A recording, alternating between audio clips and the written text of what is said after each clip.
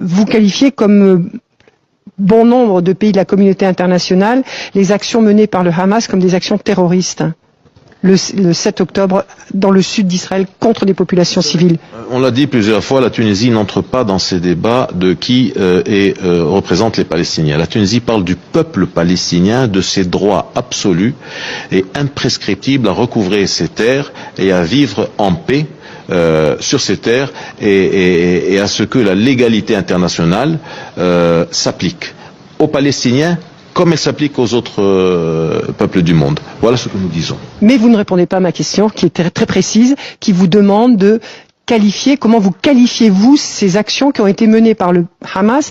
La communauté internationale, pour une très grande partie, les qualifie d'actions terroristes. Est-ce que vous qualifiez, vous, ces actions-là, de terroristes? Je vous ai répondu, pourtant de façon très précise, mais vous voulez me faire dire des choses que vous dites ou que d'autres disent. Moi, je vous dis ce que je pense de cette question-là, ce que la Tunisie pense de cette question-là. C'est le recouvrement des droits d'un peuple spolié qui court derrière le minimum depuis plus de 75 ans. Et personne n'en parle.